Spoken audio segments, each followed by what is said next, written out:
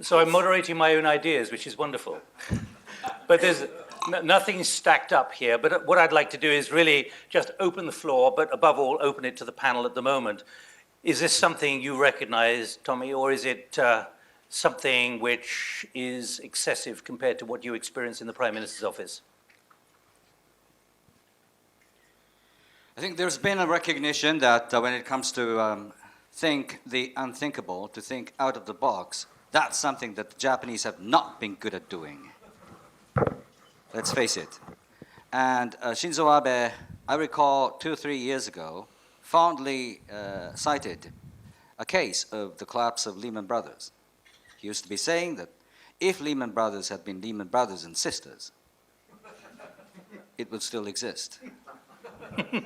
It tells you an important lesson that you need to have diversity. You must get rid of your silo culture. You must get rid of your monoculturistic mindset, because it is an invitation to the silo thinking. It is an invitation that would make it impossible for you to get out of the box.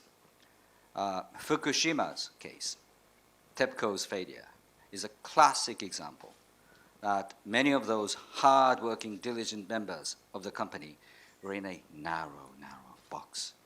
And they hesitated to get out of the box and think that if tsunami had hit the power plant, what could happen?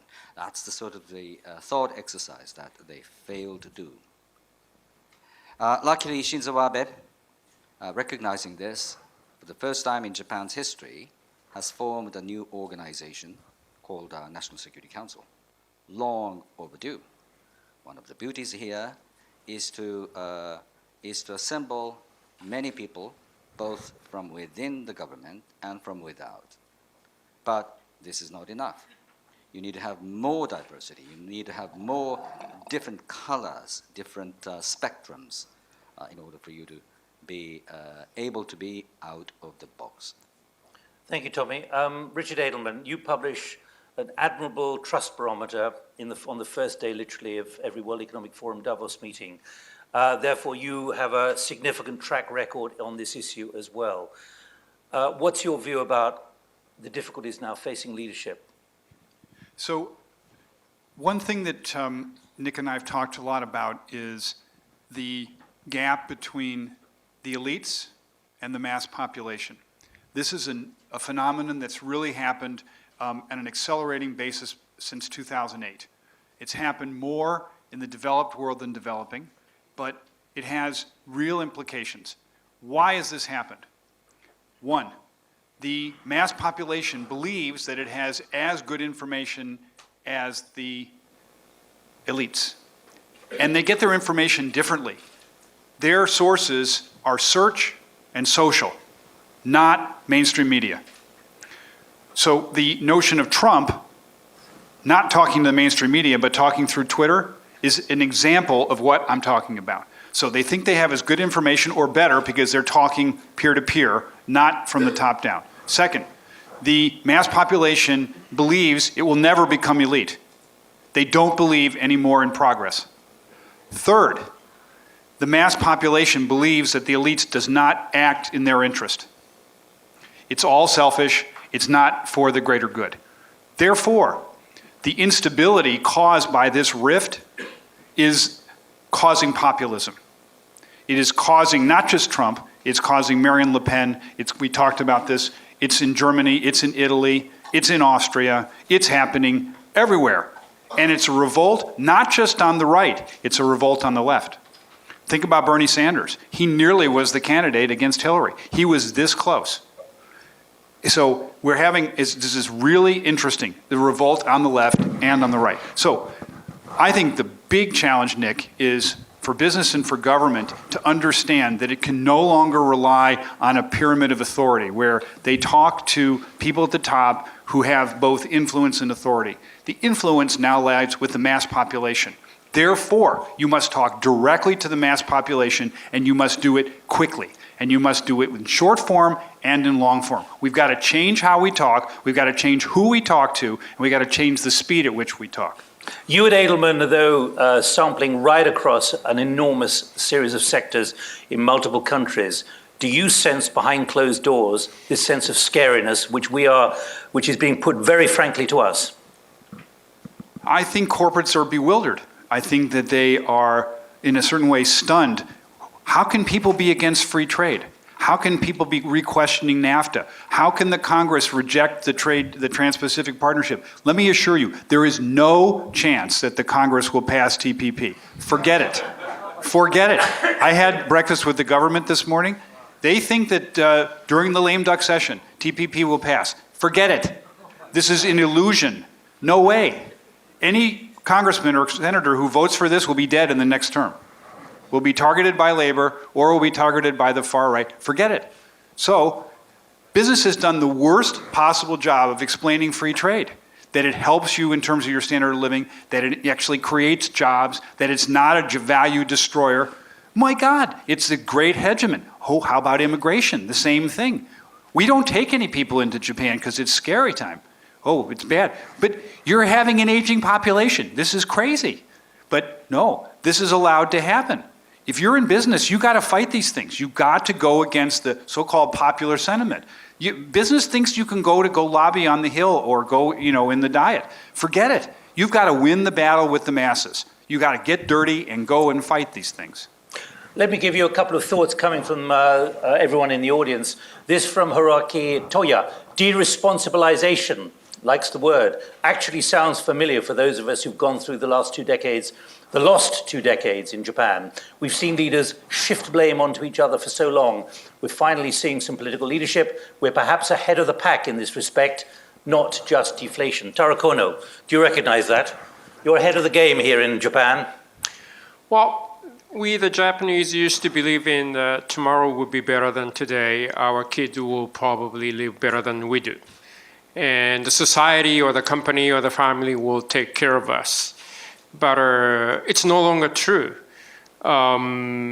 We were told to not to rock the boat, and stability and conformity is good for the society, which is probably not true anymore. So new normal has arrived here, and we really need to change ourselves. But we're not. Is there a realization that that's got to happen or not? Yes. And I think we should have prepared for the thinkable. We didn't even prepare for the thinkable. So we know not only thinking about unthinkable, think about it. I mean, our pension will not going to last. The mortgage will be a big problem in 10, 15 years. And many people will lose the house. Who's going to take care of the ailing parents? The climate change, we haven't done anything because Keidanren opposed to it. So we have not been prepared for thinkable. How can we think about the unthinkable?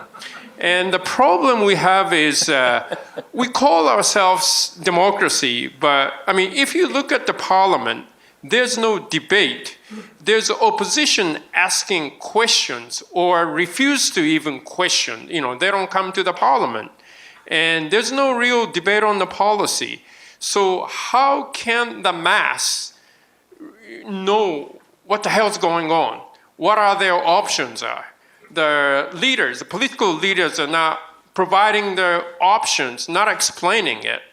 And then we came to today, but I don't think this is going to last. So we need to change the modus operandi at politics in this country. Is it about politics or the people? Greg's story picks up an important point here. Culture, mindset, behavior change, you saw what our conclusions are, requires people to expand their comfort zones, but organizations do not understand how to help their people do this. So aren't we high risk because while we can expect rhetoric, we cannot expect much in the way of results? Tommy, do you recognize that? How can that be done? You're an advisor to the Prime Minister, but on the other hand, you watch a public service at work. The idea of expanding comfort zones, taking risks, changing culture, mindset, and behavior. And I'm going to ask all three of you this. Well, the Japanese business leaders many years ago were known to be with gung-ho spirit. No longer. They are among the least, the most risk-averse, probably because of the prolonged malaise in this country, and the economic malaise has turned secular, so much so that even fewer people are encouraged to take risks. And if that's the case, you Is can't... it a systemic discouragement? In other words, that's what we've discovered, literally down to Korea, as much as anything else. It's a self-fulfilling downward spiral of a sort. Demand is not growing. The economy is not going to get better anytime soon. Therefore, you can't spend your money, and you can't give birth to a baby. And then the negative downward spiral continues. So that's one factor that's made people even more risk-averse. Now, in order for any organization, be it state, private, government, university, whatever, to be more able to see beyond the horizon and to think out of the box, there has been only one proven way to do that. And that reminds me of what a single individual has done at the core of the United States Defense Department for many decades, since the day of Richard Nixon, whose name is Andrew Marshall, who just retired last year. What he did was to put together many experts, young experts, depending on the subject matter, so that he could skim the knowledge and the intellect of those people. The gist of this exercise is to distrust yourself, is to trust others, is to trust the accumulated knowledge. Whether the Japanese government has been able to do this, I would like to say that there is a growing awareness of the need for this, but one has to point out, when it comes to scanning horizon, when it comes to thinking out of the box, when it comes to scenario exercise, Japan still has a lot to learn from other experiences. Even if the UK, with its Cabinet Office's Horizon Scanning Centre, has failed to anticipate the terrible outcome of Brexit. I should say that all our conclusions were drawn up well before Brexit even happened in the United Kingdom. So all Brexit and now what's happening in the United States have done is reaffirmed the depth and profound nature of what is unfolding. So all this was before that. Richard, just again to pick up that same issue of changing culture, mindset, and behavior, the difficulty of getting out of comfort zones, this conformity which I talked about, which we've concluded, the conformity which gets you to the top in many ways now disqualifies you from handling the enormity of what I think everyone is saying is a new normal. Do you see that in the corporates that you're dealing with? So it seems to me that there's a void left in the body politic at the moment, and that smart business leaders, let me give you some examples, Paul Pullman of Unilever, Howard Schultz of Starbucks, Tim Cook of Apple, they're filling it. And they're filling it by talking about sustainability, by talking about employment of the unemployed, by talking about LGBT. And they are attracting the best employees. They are provoking conversations. They're taking the risk that I guess, government leaders are afraid to do. And the necessity of business filling this gap is clear.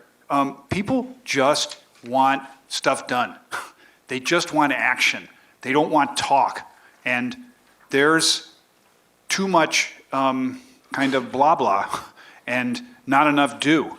And that's why business actually has an opportunity here. And instead of playing defense, business should play offense. Do you think they realize that? I think that the unfortunate thing is for every step forward, you get another financial market scandal.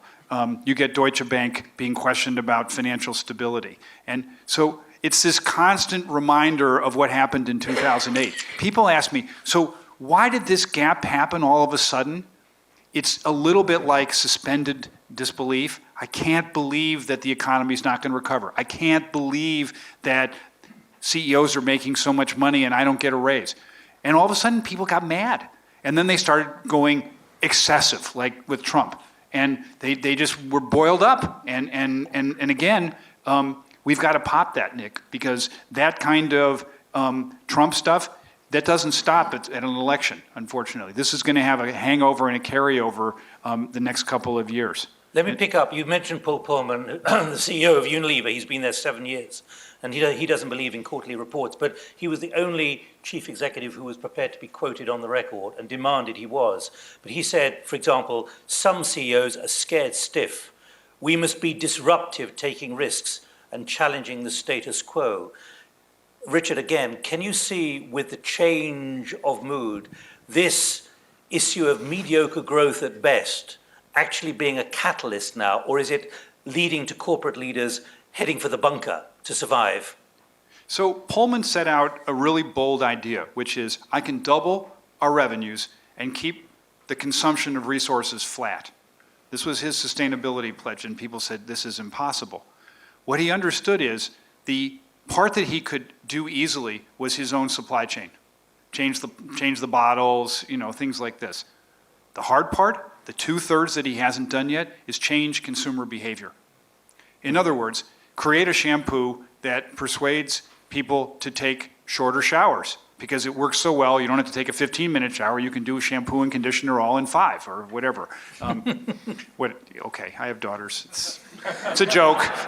No way, but just an idea. Headline from this discussion, Richard yes, Edelman shorter takes shampoos. 15-minute showers. No, I don't. 5 and under. But I don't use conditioner, just saying.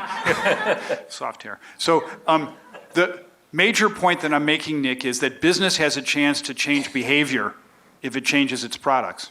Think about that. What we're trying to do is put on the agenda for this very intense 3 hours issues for you to take up in the breakout groups coming up shortly, just after 8 o'clock, and then bring back. So by 10 o'clock, before we celebrate whatever achievements we've made, at least we've got some sense. And I'd like to know at this stage, does anyone want to push back, saying everything's actually much better than you're saying? Does anyone want to say that actually the world is moving in a great way at the moment? Corporates are comfortable, governments are comfortable, there are no unthinkables around.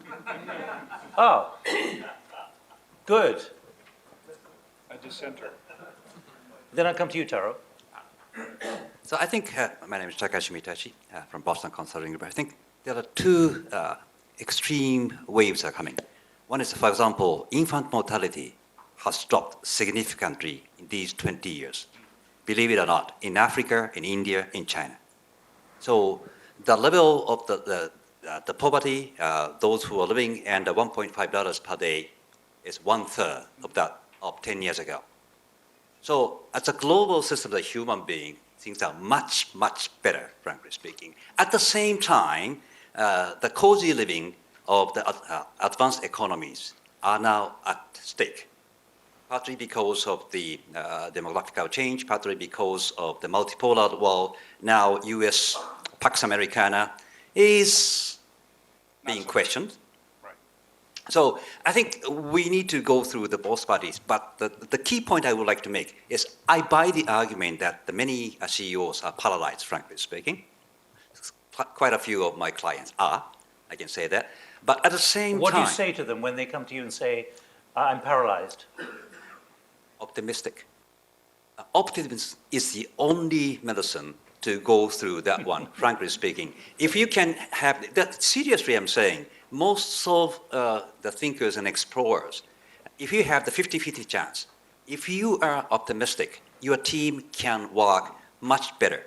If you are really pessimistic at the top, your team will be really dysfunctional. Great, okay. Let Taro Kono, do you mind if I just wait for one moment? Taro Kono, let me just come to you because behavior, culture, mindset, the same question to you about whether you see this as a profound issue where the comfort zone can somehow be rattled to the point where those at the top really realize the enormity of what is happening. Because Ayoko Mi says here, Japanese politics is where a new normal is not happening. How can you change the modus operandi? I understand the needs, but it's not happening for decades. Well, it hasn't happened yet, but When will it happen? well, we just saw a blink of the Japan Spring last Sunday. In Japan, if you ask general public, do you oppose to the nuclear power? 70% of Japanese would say yes. But when they come to the ballot box, they don't really pay much attention to the energy issues. But last Sunday at the governor's election, I think people voted according to that. So people realized they can now change things. So I think the politicians need to realize that they really need to talk to the mass people, and they really need to get the reaction from them and probably put action into it. And if you cannot listen to the people, you're probably not going to be there after the next general election. So I think in Japan, it's happening, I think. And I think people need to realize they have power to change things at the top. A question here, Richard, from Hori-san. You've mentioned that we need to get dirty and explain to the public what to do. Who should be the one to be doing that? Hori-san, as usual, smart. It's not the CEO. This is the great mystery, great sort of myth. Understand that CEOs are just about as credible as government leaders, meaning not. You know who's believable? Your friends, your family, fellow employees, and technical experts. What's happened since the recession is people deeply distrust establishment institutions, and they trust their close-in people. And it means you better talk to your employees. You better also talk to the average person so that he or she can debate it and be informed.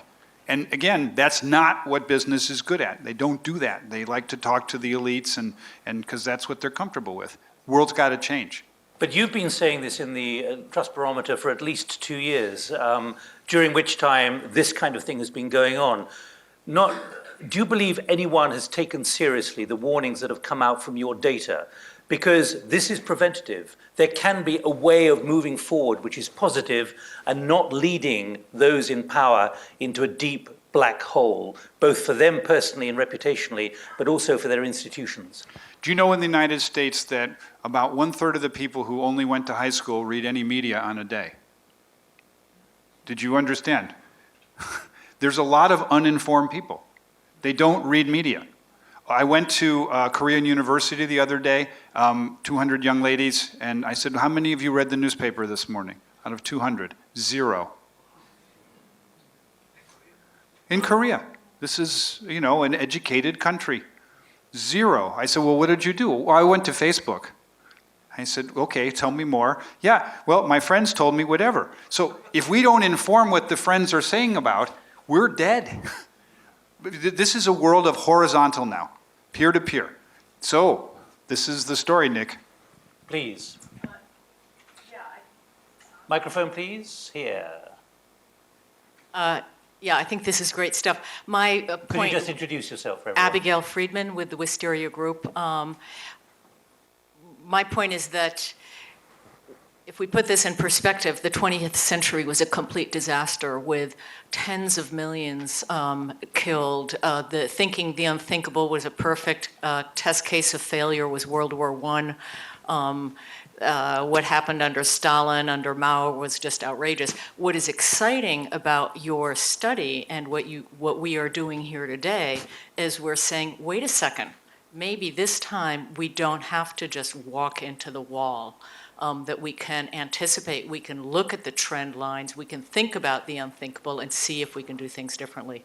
So, good for you. It's a great report. Let me quote Margaret Macmillan, who's the principal of St Antony's College in Oxford, the distinguished historian, who makes exactly that point, that what happened in 5 weeks from the Archduke being assassinated in Sarajevo to war was a war the elites had no clue was coming. And similarly, what we're seeing in Europe, and this is really deeply disturbing with populism and nationalism, she reminds us that that's the kind of thing that began happening in the late 20s, early 30s in Europe. In other words, we may have seen 20 years of relative stability compared to what's coming down the track. Now, we don't need to go into the great details of that and where it led to, but if mediocre growth is the best, and you've got a centripetal forces which are taking the union apart, and I see even South Africa today wants to come out of the International Criminal Court. You know, it's the end of institutions, and that's, I think, what has to be seen as a very ominous kind of direction of travel. Tommy, let me pick up on a couple more points here, but when you look at what's happening in government, and you have an interesting relationship because you are there watching it at work, and you're advising the Prime Minister, but you don't have ministerial accountability to Parliament and so on. Can you see a way forward? Can you see a realization of what is needed within a public service to address this in ways which mean the unthinkables get put on the agenda, not just of your Prime Minister, but other ministers as well, as if they are politically convenient to have, as opposed to politically inconvenient? May I say the administration of Shinzo Abe has been doing quite a few things that have been grossly unpopular.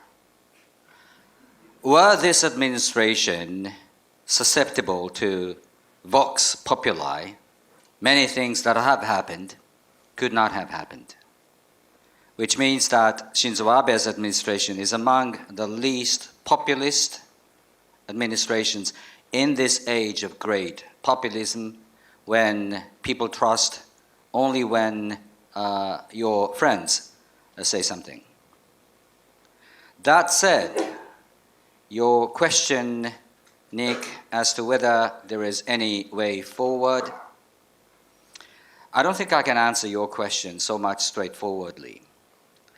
A, because the economic challenges that Japan is faced with are quite obvious, deriving from the sheer fact that this country is aging and doing so very much rapidly. Two, the greater environment within which Japan finds itself in now is changing, but changing in a way that things can be predictable, like the rise of China, like the buildup of Chinese military. So it's more like a linear sort of projection that you could perhaps have. Of course, there can be black swan emerging from nowhere, and I must reiterate by saying that the Japanese government is not so much well prepared for black swan emerging, but economic difficulties, environmental challenges, strategic space getting narrowing, those are the things that you could predict. But the challenge here for Japan is whether you can be courageous enough to face up to those realities. By the way, I am pro-nuclear power, and I'm seriously opposed to what Mr. Taro Kono has just said. I think nuclear power is something that we have to continue to live with, at least. So I've got a serious reservation to what Mr. Kono has just said. So what I'm saying is, unlike perhaps in many other countries, what's been lacking in the political culture here in this country is this sheer lack of continuity and consistency. You may like Shinzo Abe, you may dislike Shinzo Abe, whatever opinion you may have, one has to recognize that this rare commodity of consistency and continuity is something Shinzo Abe has so far given. Right, we've got 7 minutes to run, or 6 minutes to run. Tanaka-san, can I come to you? Because as the former executive director of the International Energy Agency, while the mic's coming to you, when you look at what's happened with energy and the Saudi Arabian decision of 2 years ago to reduce by 60%, and now, and the impact that that's had on Saudi Arabia, particularly on the sovereign wealth fund and so on, do you think the energy business has really fully come to terms with the vast number of unthinkables out there? I think Saudi Arabia thinks that oil price will never come back to the level of $100, I think So that's the thinkable now. that is thinkable. Probably it was not thinkable for many of the energy people, but now Saudi Arabia clearly understand that oil price will not go up as much as what we had thought, because that's the only reason why they are going toward IPO now of the Saudi Aramco.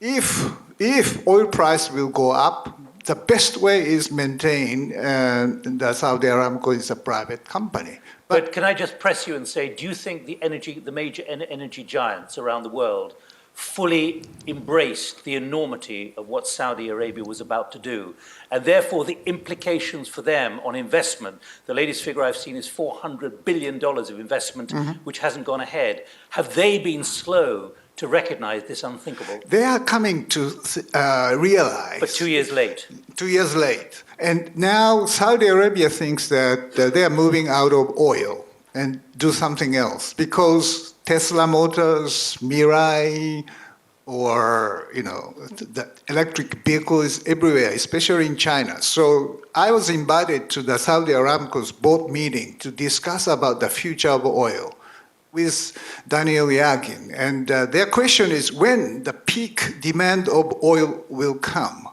And we think it could be much earlier than everybody was thinking. And that push the Saudi Arabia be much more serious about the hydrogen, or more using hydrogen as a source of the clean energy or new technologies. And this is really, we are really surprised to know that. Tanaka-san, thank you.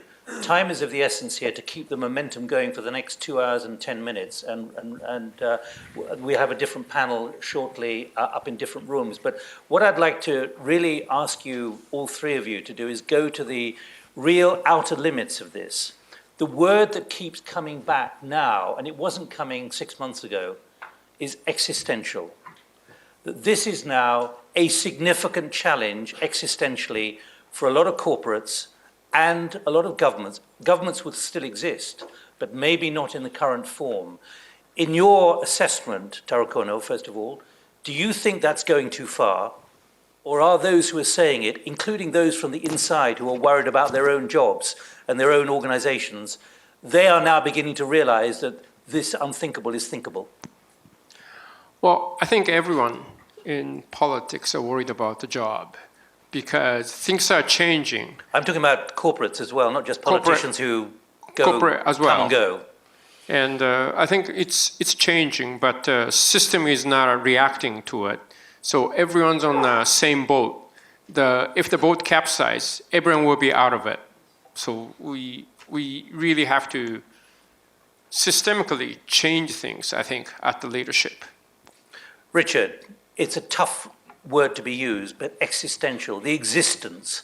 When you look at those companies who have failed in the past, that was during a relatively benign economic environment to compare to where we are now. But if you've got a millennial generation who are now not just voting in different ways, but choosing their products in different ways, is that potentially something which many at board level simply haven't really come to grips with? Nick, for me, the existential threat is actually that people continue to operate on the basis of fear. And they act in a way to defend themselves as opposed to operate in a way to open their arms. And that's a vote for Marine Le Pen or Donald Trump or others. And in that context, you've got to set, if you're a leader, you've got to have a framework, and then you've got to have engagement all the time. You've got to have accountability and transparency. You've got to show that you're making progress, even if it's snow plows, how many streets you've done. There's a different level of expectation for performance. And people want, in a certain way, the old Airbnb kind of thing of, I rate this, I want to understand it's a good house or not a good house. This is different. Do you think, but when you're in the corporate boardrooms or having one-to-ones, whether it be over breakfast or more formally, do you sense a sense of arrogance or contrition and humility? I think it's bewilderment in a certain way that the thing that they grew up with isn't what is. And I think this group is trying to follow Paul Pullman and trying to understand that. And that would be progress. Let me give you a couple of comments here. For a model of how business can better engage the public, writes Nancy Snow, check the literature of public diplomacy, efforts to inform, engage, and influence global publics in support of national interests. And Ross Robery, your president here, Richard for Edelman in Japan, your 9 things remind me of corporate Japan 1 year into the collapse of the bubble. Is the paralysis seen in many Japanese corporates today the future of Western companies? Tommy? Well, I don't have any crystal ball here, but in many ways, I think the society and culture we have known for many decades are faced with existential challenges. So I see your point, Nick. We're all children of the platform of technology whose root dates back to the early 2000s when Model T was churned out and first manned aircraft flew on the hill of Kitty Hawk in 2000. I think that was 4 or 5. And we're now talking about AI. We're now talking about the Internet of Things, about which none of us knows a great deal. The fact that something that no knowns is something that we can't grasp is there waiting for us makes me feel very much uneasy. But perhaps if you are a political leader, you must continue to send messages that are optimistic, even about Japanese demographic challenge. It is an onus, but you could make it a bonus if you are so knowledgeable as to take advantage of this known knowns of new technologies around the corner. Let's not get Rumsfeldian about this. Richard, quickly, please. One big challenge, we've got to help CEOs push back against short-term goals from Wall Street. We've got to make this about long-term investing. If Paul Pullman wants to switch Unilever from 70-30, developing to 30-70, we've got to be sure that he or she, who's running a company, has the ability to act in the long-run interest. Thank you, Richard. Thanks, all 3 of you. Thanks for all your interventions as well. This is not the end. We've got to a first staging post. Now it's breakout time because we want a lot of ideas. So by 10 o'clock tonight, the idea is to work out, so what now? Are there solutions? What next? Your contributions will be very valuable. Thanks to the panel.